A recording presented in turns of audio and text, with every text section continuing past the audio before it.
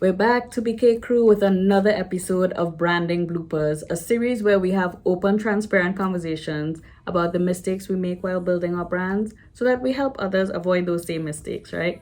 My name is Marissa, and today we're talking about the importance of defining and owning your brand identity.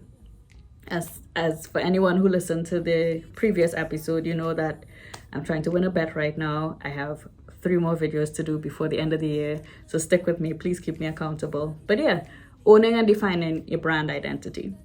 So Leela Ike is a master of today's topic. For those who are keeping up, Leela recently came out and admitted that she's gay, right? And for some reason, that's a topic of controversy because in 2021, with all that's going on in the world, we still have time to think about who's sleeping in whose bed. Whatever, I digress. I'm being very sarcastic for those who missed it. But anyway, but Leela understands from how she worked this particular thing that's going on. She shows an understanding of owning and defining her brand identity. How, you ask? Well, let me tell you what it should not look like so you'll have a context of why what Leela is doing is so brilliant, right?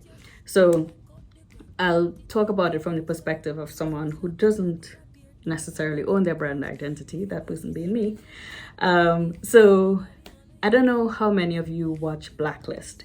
It's a series on Netflix. I don't watch much TV, but Blacklist got me, like for real, for real. And I love the main character, Red Reddington, who is this nefarious fugitive. But what I love about him is he's extremely powerful, extremely well connected. He makes all the right moves to make things happen. Yet to most of the world, he's a ghost. He's extremely understated. He works in the shadows, works behind the scenes, and yet he makes magic happen every single time. He's my role model. And I say that because for me, you know, while I've been working in media and entertainment, like I have been intentional about being extremely understated. And for no other reason than the fact that one of my core values is authenticity. And that's not very common in the media and entertainment world. So I take the time to really observe people because I'm very selective and, you know, very selective about what energy I let into my personal space, right? So I tend to sit back, work behind the scenes, observe a lot, and then make decisions on how I deal with people, you know, and if there's a lot of hype or fakeness in the energy, I just adjust my movements to suit, right? Here's the thing though, with being understated, a lot of people don't know where to put you. They don't know who you are, they don't know what you're contributing, and they don't know if you should be in certain spaces.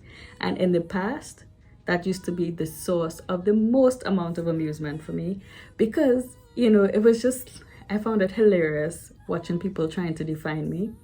And, you know, it's like, I know who I am, so I don't need your external validation, but let me laugh at you while you try to define who you think I should be, right?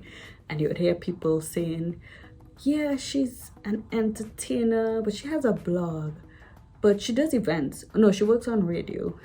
I would just be like, keep it coming, right? And then one of my favorite stories, I was sponsoring an event and I went behind the scenes to see, you know, make sure everything was working smoothly. And I heard one of the people in the back saying to another, she's like, who is that person? She shouldn't be here. You know, behind here is exclusively for those with access. She doesn't have any access. I don't know who she is. And I was dying laughing inside. And in my head, I was like, petty Betty was like, well, actually, I'm paying your salary tonight. But the other part of me was like, I love the fact that you're doing your job. It's pretty cool, you know?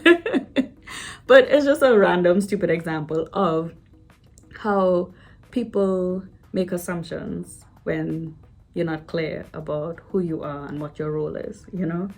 And of course, my mentor comes in because he, you know, always has a story. And he came to me and he's like, you know, I know you like this whole understated schlick that you have going on right now, but stop it. Because here's the reality.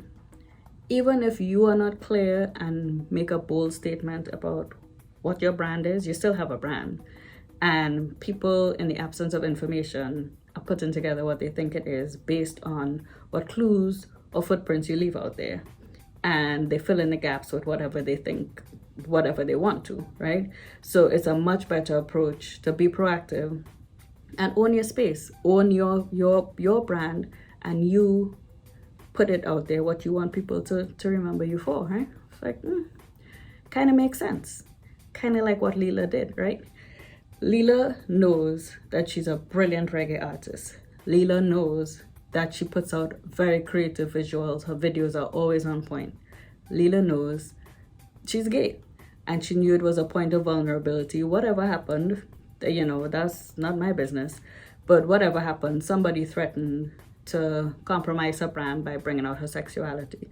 So she decided she would take in front and own that part of her as part of her brand, for better or for worse. And whatever the passer is behind the scenes, don't really care. From a branding filter, that was a great move that Leela made. Maximum respect for Caribbean creatives that are out there building your brands. Last week we spoke about defining your brand purpose. Why are you doing what you're doing?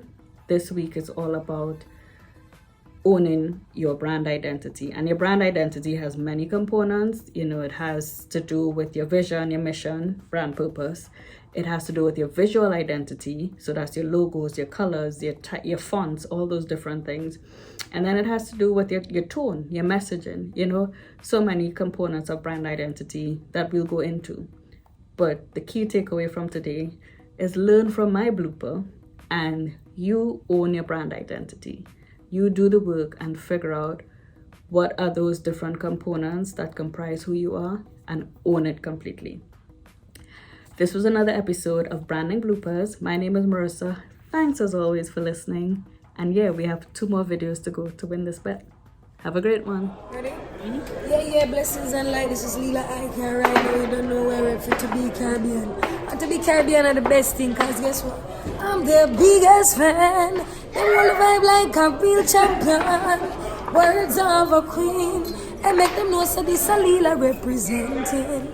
To be Caribbean are the greatest thing. Leave me alone. It's best you just